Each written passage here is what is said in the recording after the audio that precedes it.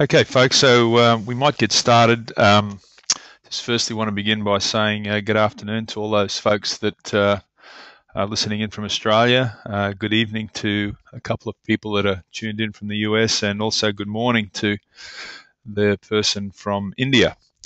For those who haven't joined us before, my name is Mark Bragg, and my business partner is Martin West. We've been working on business execution for about 10 years now.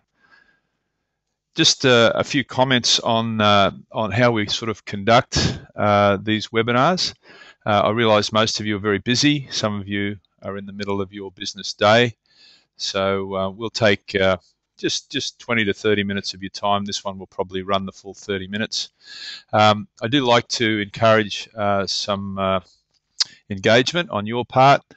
You'll notice on your dashboard there's an opportunity to raise your hand. I can see Craig has already got his hand up for a question. We might hold that until midway through the session. But I will stop, and also if you lose connection, you can just, if you just reopen the link in your browser. If you've got questions, I'm going to stop about halfway through the presentation, about 15 minutes in, and I'll also obviously have some time at the end of the presentation. If you want to ask a question, you'll see the little hand icon on the right-hand side there. If you raise that when the time comes, I'll be more than happy to open up your microphone and allow you to share some questions. Just in case some of you may not know, our whole business is just focused on one thing, and that is trying to help the customers we work with close the gap between what their plan or strategy says should happen and what actually occurs in practice. And obviously we focus on the execution gap, which is the extended name for our business, XGAP.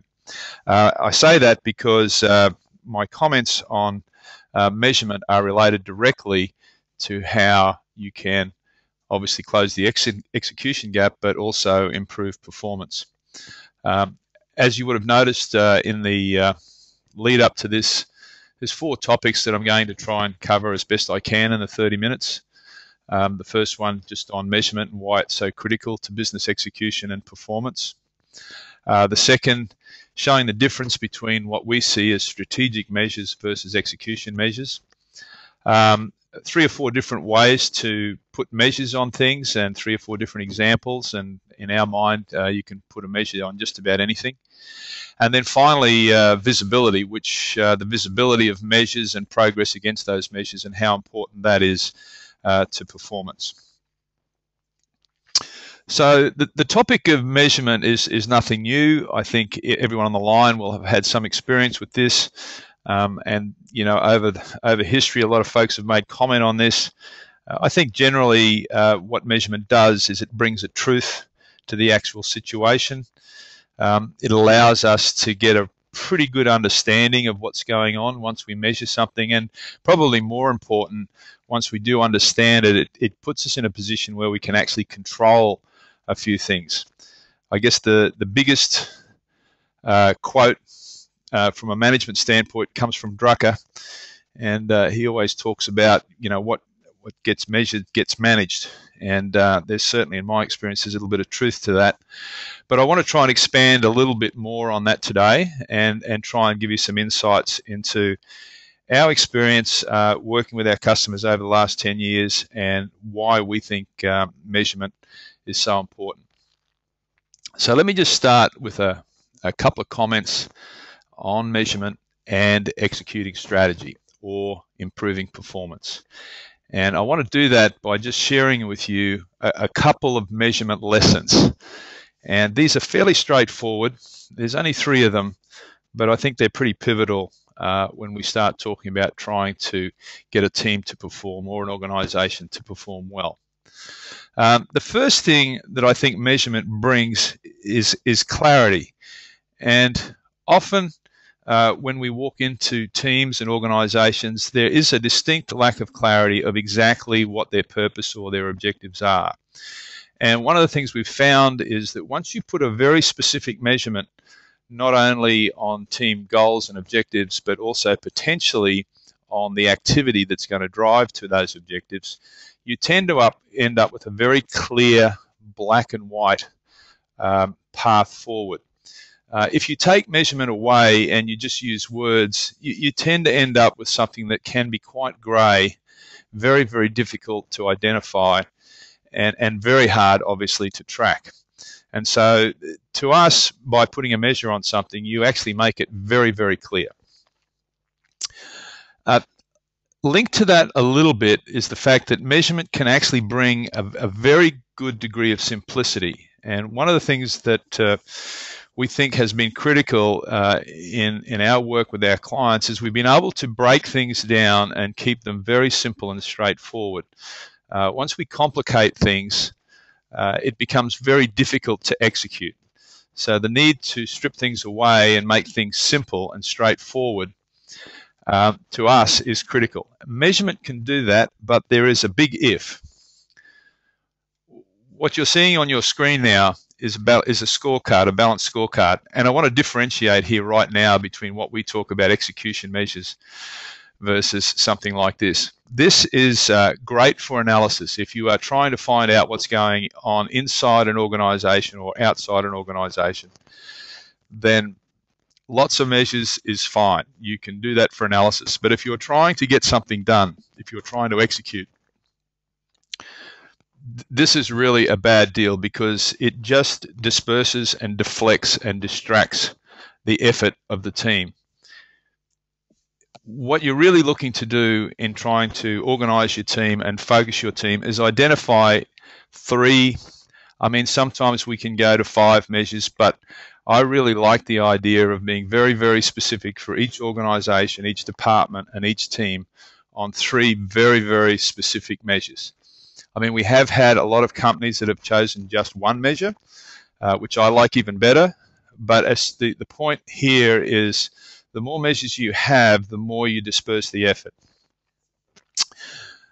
The next point is really purpose, and it's related to the thought that once you put a measurement on something, it actually drives the behavior of the individual or the team. And you know, what we are saying there is as soon as you are able to be very, very clear about what the measurement is that's going to represent success for you, you will find that your people, once they're aware of it and it becomes visible to them, will actually start to change the way they operate in order to achieve that specific measurement. Now, naturally, it goes without saying here that you obviously need to select the right measure to get the right behavior. If you select the wrong measure, obviously, bad deal. So, in summary, just a couple of key things that I think measurement brings. Firstly, I think it brings absolute clarity to objectives, and it can bring clarity to individual performance as well, provided you get the right measures. It can be very simple and straightforward, provided you don't load people up with heaps of measures. As I said, KPIs, balanced scorecard, are good for analyzing what's going on inside and outside your business. But if you're trying to direct the effort of a team, you need to select just a few. And then finally, purpose. You know, once you have a measure, it gives a certain degree of purpose to a group or an individual, and they tend to adjust their behavior around that measure. So let me go to the next point, which is just trying to clarify in your mind the difference between what might be a strategic measure versus an execution measure. And there's a very easy way to do this, and that is strategic measures are normally goals. They're normally the overall objective of what you might be trying to achieve as a group or individually. Whereas execution measures are normally related to the activity that's going to drive you towards those goals. Let me give you a very simple personal example. Let's say I wanted to lose 10 kilos, and that would be a strategic measure, a goal, if you like, to lose 10 kilos. The execution measures would be what activities I'm going to undertake in order to achieve that result. So you can see here I've listed running 4 days a week, 4 days a week for 4 weeks. And if you add that up, you get a measure of 16. I'm not going to have any sweets for 30 days. We put a measure of 30 on that for the number of days. and no alcohol Monday to Friday for 4 weeks. 4 by 5 days is 20. Now, whether they're achievable or not is up for debate, but nevertheless, what that does is provide there's a very specific goal in terms of 10 kilos, but it also gives you very specific metrics around the sorts of activity that you want to undertake. Let's have a look at how that applies in a business example. You might want to sell 200 units of a new product, and so 200 becomes the specific measure. And to do that, you have a list of 3 activities here. One to do with visiting key accounts, and we've identified 15. A second to run 5 promotional events in stores, that's 5. And a third to train all 30 resellers on the new product, and we list 30. Now, you can word any one of those goals or activity measures as you like, and you can actually get quite specific. But essentially what you are trying to do is come up with one single number that will actually identify not only what you're trying to achieve, but as you go through the course of time, you can see exactly where people are at. So at this point, what I'd like to do is just stop because I've gone on for quite some time. And if anyone has a specific question, if, as I said before, you can just raise your hand. You'll see on your dashboard there that, so Jason's got a question here. Jason, I'm just going to open up your mic. Okay, Jason, you're on. Just go ahead with your question. Yeah, good afternoon, Mark.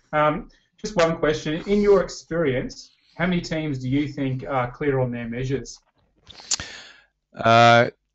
Pretty good question, and in all honesty, not very many.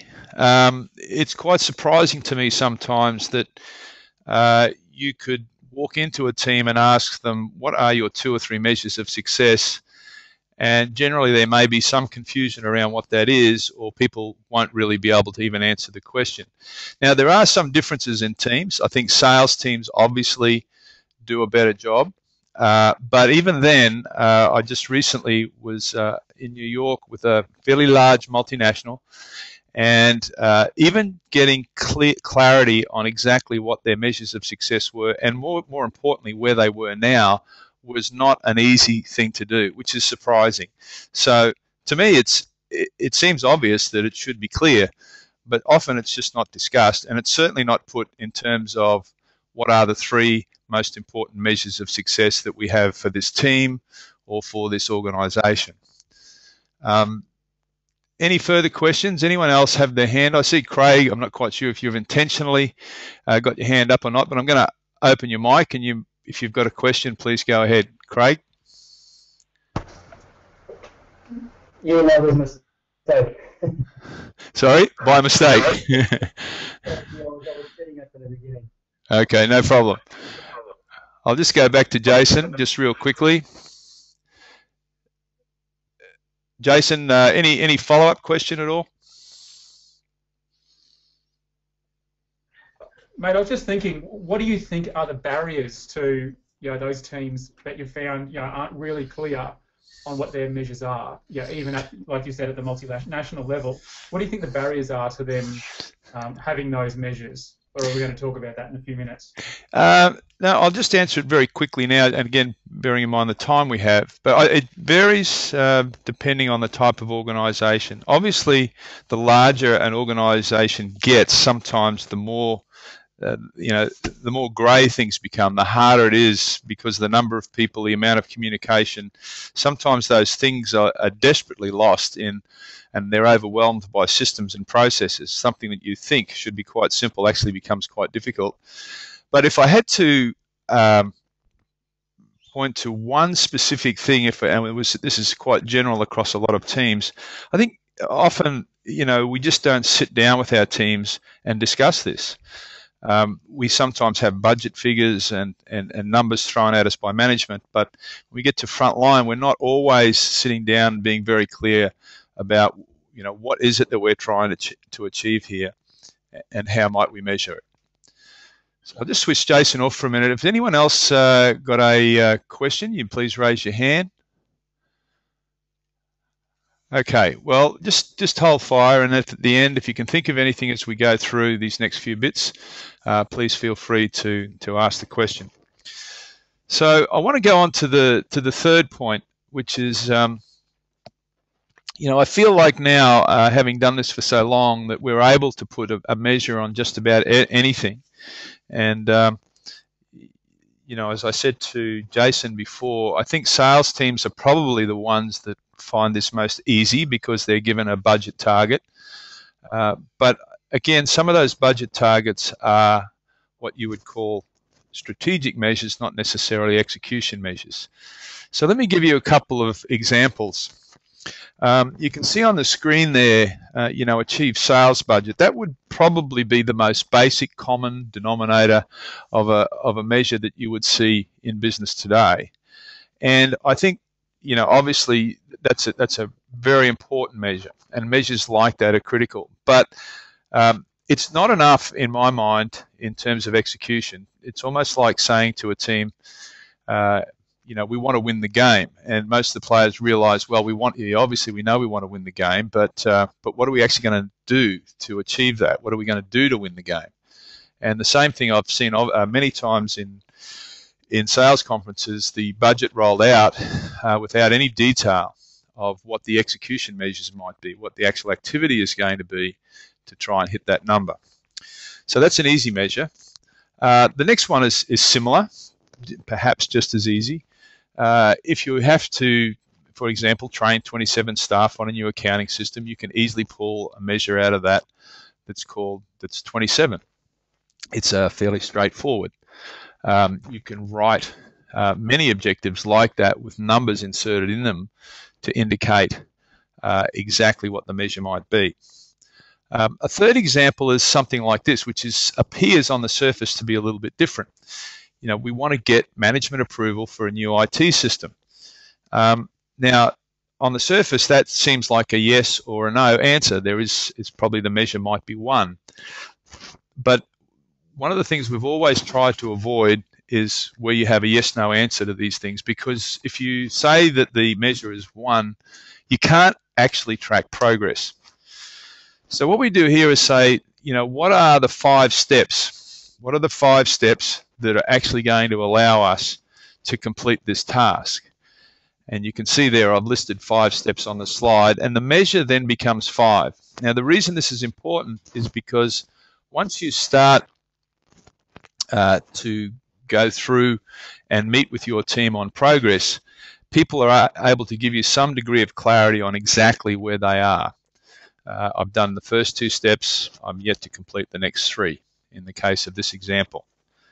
And then the final example is probably the one I least like, but I understand sometimes we have to use, and that's the use of a percentage of completion.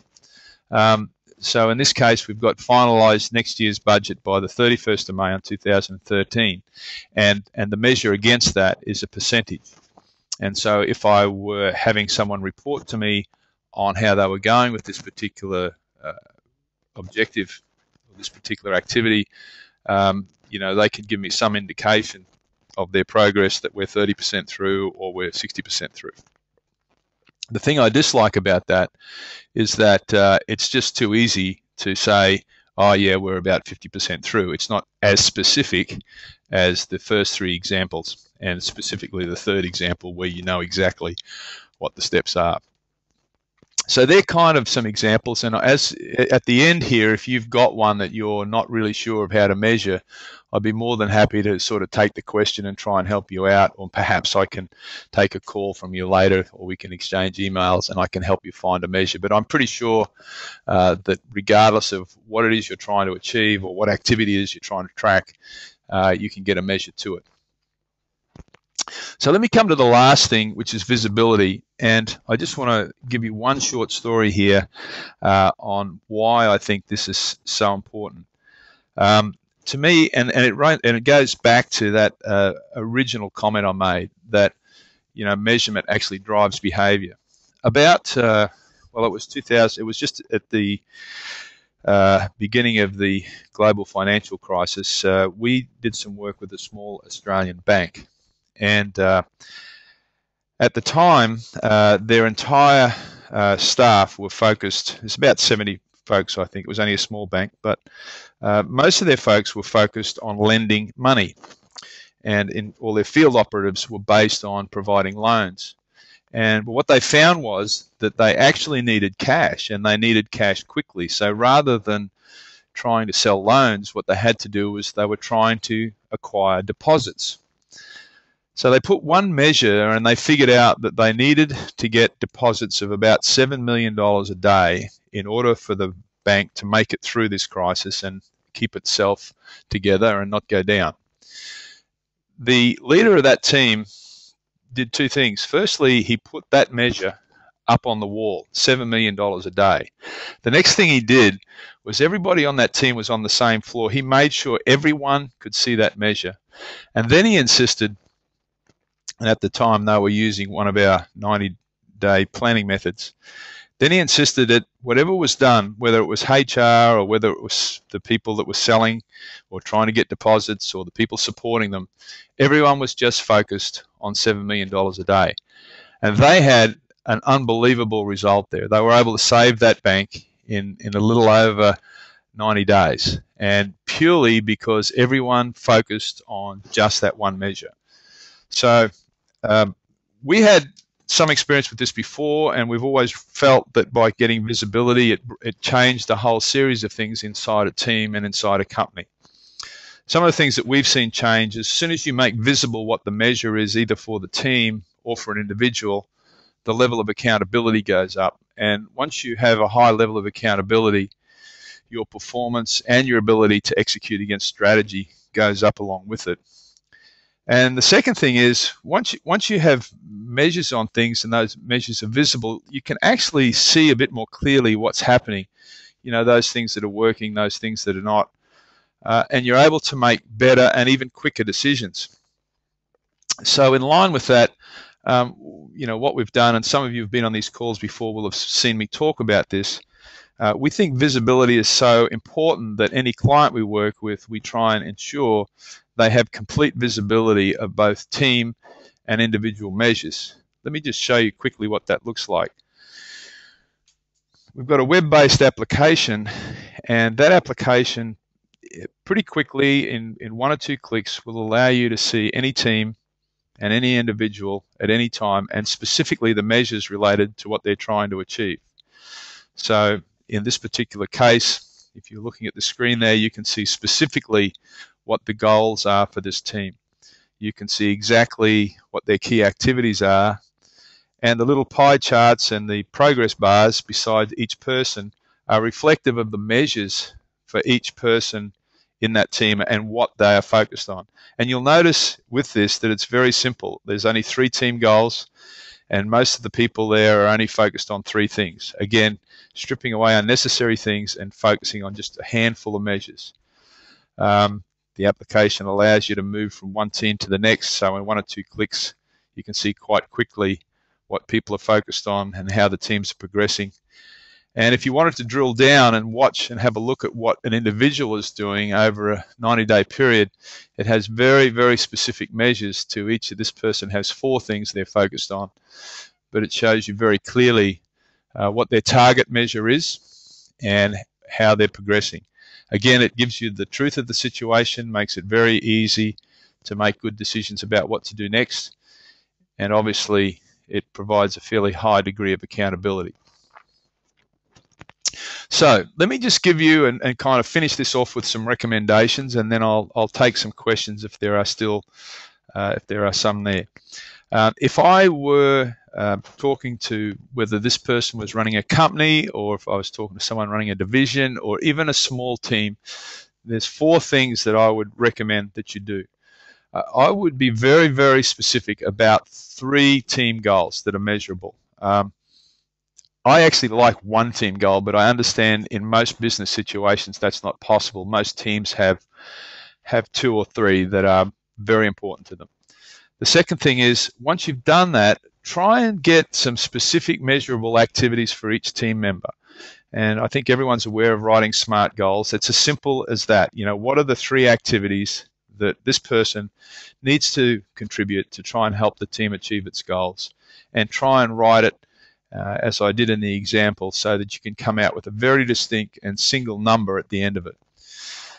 Try and make that visible. I mean, I've showed you our application. We're obviously very wedded to it with all the teams and the companies that we work with, but visibility can be as much as putting it on a wall, on a piece of paper, or on a flip chart, or on a whiteboard. It doesn't necessarily have to be electronic, but it does have to be visible. That will help.